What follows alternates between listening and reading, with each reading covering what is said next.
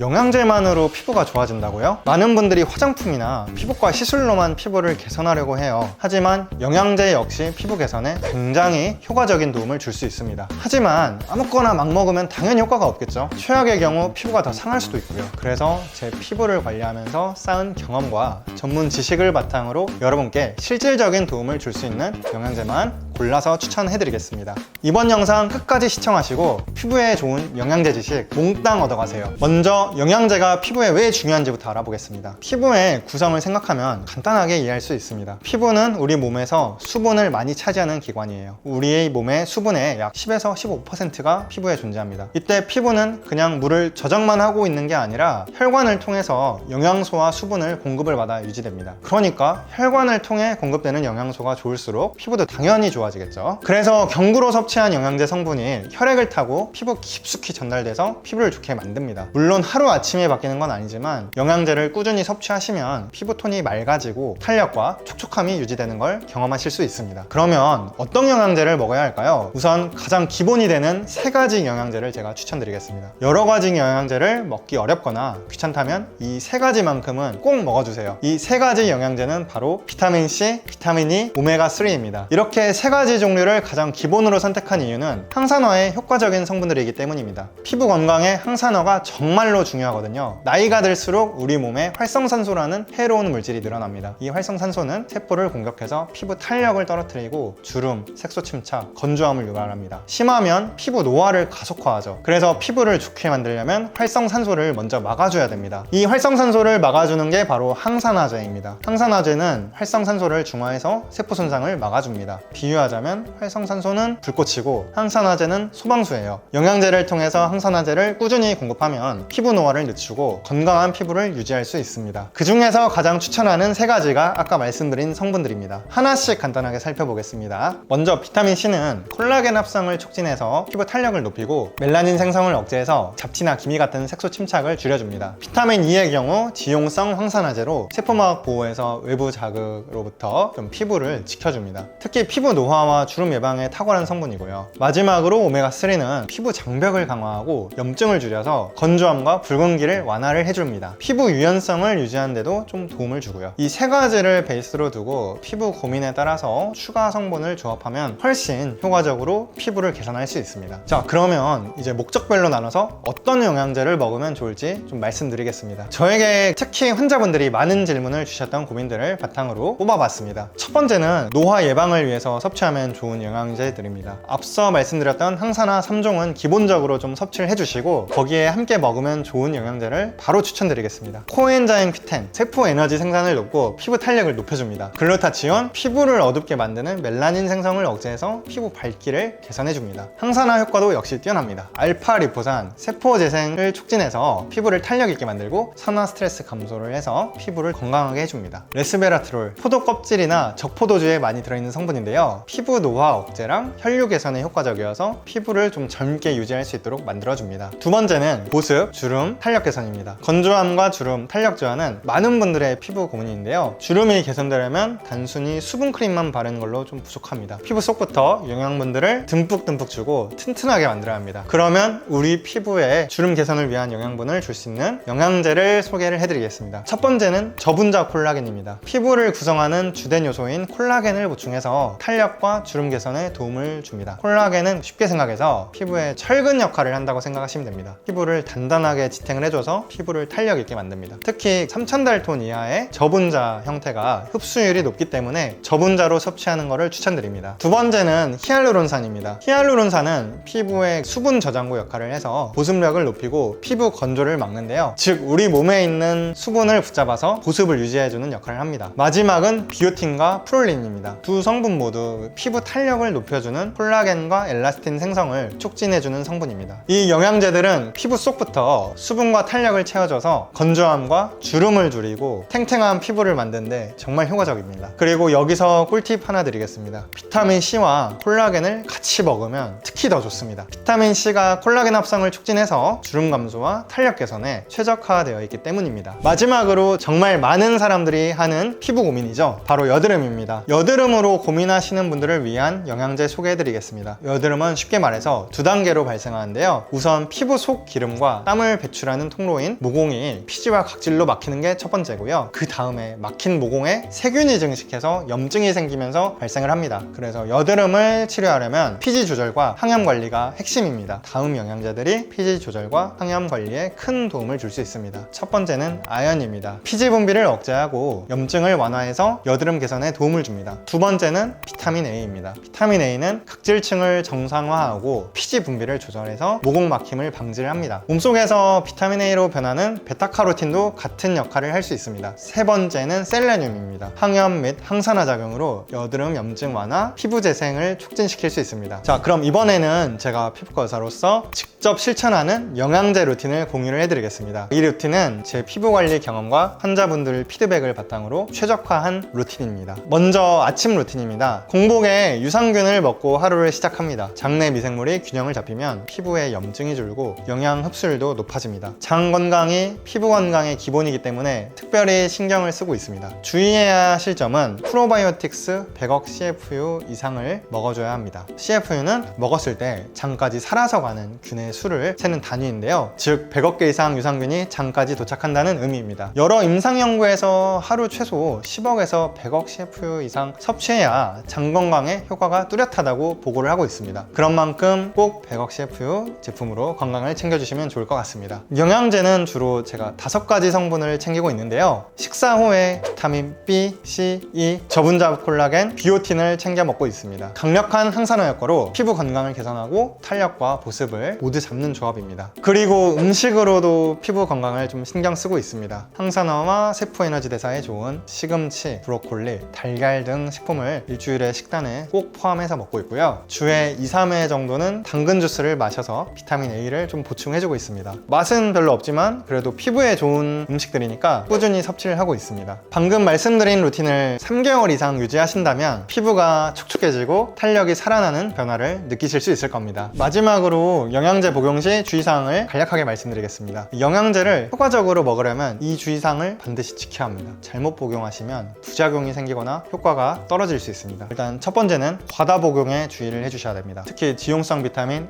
A, D, E, K는 과잉 복용 시에 몸속에 짜여서 부작용이 생길 수 있습니다. 지용성 비타민은 몸에 축적이 되기 때문에 용량을 꼭 신경 써주셔야 됩니다. 과다 복용하시면 간독성, 출혈염, 신장결석 등까지 생길 수 있으니까 권장량을 꼭 준수를 해주셔야 됩니다. 또한 수용성 비타민 B, C의 경우도 초과분은 소변으로 배출되긴 하지만 많이 드시게 되면 복통이나 설사를 유발할 수 있습니다. 그러니까 수용성 비타민도 용량을 좀 신경 써주셔야 됩니다. 두 번째는 복용 타이밍을 신경을 꼭 써주셔야 되는데요. 가능하면 약을 먹는 것처럼 식후 30분 내에 섭취를 해주시면 좋습니다. 대부분 영양제는 식후에 먹으면 위에 자극이 적고 흡수율이 높습니다. 그래서 식후 30분 이내에 섭취하시는 게 가장 자극이 없고 효과적입니다. 더불어 공복에는 가능한 영양제 섭취를 좀 자제해 주시고요. 공복에 먹으면 위를 자극해서 심한 경우 위장장애도 좀 생길 수 있습니다. 특히 아연과 철분은 공복에 좀 조심을 더 해주셔야 되는 영양제니까 신경을 써주시면 좋을 것 같습니다. 오늘은 피부 건강과 안티에이징을 위한 영양제의 모든 것을 다뤄봤습니다. 비타민 C, 비타민 E, 오메가3를 기본으로 노화 예방, 보습, 여드름 등 고민에 맞춰서 효과적인 피부 개선이 가능하게 추천을 좀 드려봤는데요. 하지만 너무 영양제만 맹신하시면 안 되겠죠. 영양제는 어디까지나 도와주는 역할입니다. 수면, 식습관, 스트레스 관리 같은 기본 생활 습관이 우선이고 거기에 영양제를 더하셔야 한다는 점을 꼭 기억해 주셔야 합니다. 여러분도 오늘 영상을 참고해 본인에게 맞는 영양제 루틴을 만들어 보세요. 오늘 영상이 도움이 되셨다면 좋아요와 구독 부탁드리겠습니다. 궁금한 점은 댓글로 남겨주세요. 제가 직접 답변 드리겠습니다. 지금까지 여러분의 시간이 거꾸로 흐르게 하는 동안 리프팅 닥터 H였습니다.